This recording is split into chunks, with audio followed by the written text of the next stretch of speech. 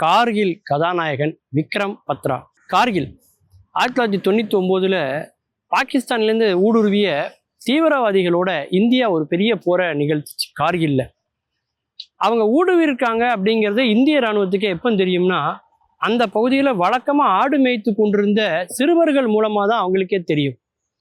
இந்த பகுதிகளில் ஏதோ நடமாட்டத்தில் வித்தியாசமாக இருக்கே, ஒரு சிலர் இருக்காங்களே அப்படின்னு அந்த ஆடு மேய்க்கக்கூடிய சிறுவர்கள் முதல்ல போய் சொல்கிறாங்க. அதற்கு முன்னாடியும் இந்திய இராணுவ அதிகாரிகள், வீரர்கள் சில பேர் கொல்லப்படுறாங்க.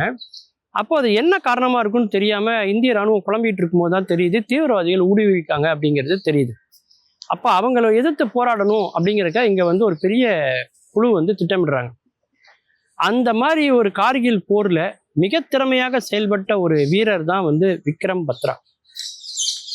அதாவது 5140 அப்படின்னு ஒரு உச்சி, ஒரு பாயிண்ட், அந்த பாயிண்ட்டை கைப்பற்றணும் அப்படிங்கிறக்க விக்ரம் பத்ரா துடிப்பு மிக்க ஒரு இளைஞன், 25 வயதுடைய இளைஞன்.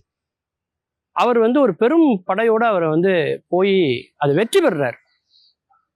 இந்த நாட்டில் உள்ள எல்லா இளைஞர்களும் தெரிந்து கொள்ள வேண்டிய ஒரு திருநாமம் தான் விக்ரம் பத்ரா, கார்கிலினுடைய கதாநாயகன், உண்மையான நாயகன்.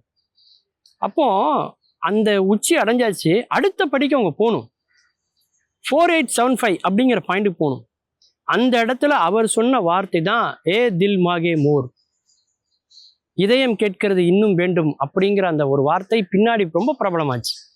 பல விளம்பரங்கள்ல அந்த வார்த்தையை பயன்படுத்துனதை நீங்க பார்த்துருக்கலாம்.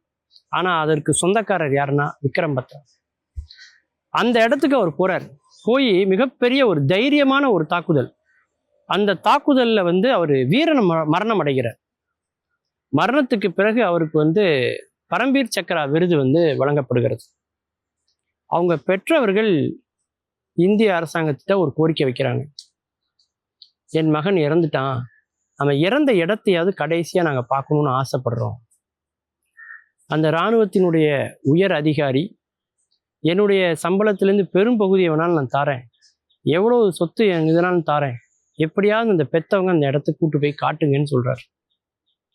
தேசமே ரொம்ப ஒரு நெகிழ்வான ஒரு மனநிலையோடு இந்த சம்பவத்தை பார்த்துட்டு இருக்காங்க.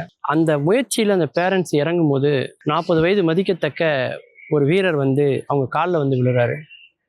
என்னன்னு கேட்குறாங்க அவங்க பேரண்ட்ஸு.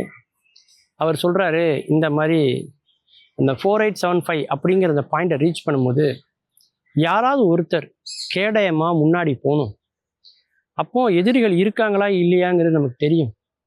ஒருவேளை எதிரிகள் தாக்குனாங்கன்னா எதிரிகள் எங்கே இருக்காங்கன்னு தெரிஞ்சு நாம் அவங்கள தாக்கி அழிச்சிடலாம். அப்படி யாராவது ஒருத்தர் முன்ன போகணும் அப்படிங்கிற ஒரு சூழ்நிலை வரும்பொழுது நான் தான் போகிறதா இருந்தது. ஆனால் அப்போ உங்களுக்கு திருமணம் ஆயிட்டு, உங்களை நம்பி ஒரு மனைவி இருக்காங்க, குழந்தை இருக்குது, அதனால் நீங்கள் போக வேண்டான்னு சொல்லி நான் போகிறேன் என்று முன்னே போனவர் தான் விக்ரம் பத்ரா அப்படின்னு சொல்லி அவர் கண்ணீர் விட்டு அழுதார்.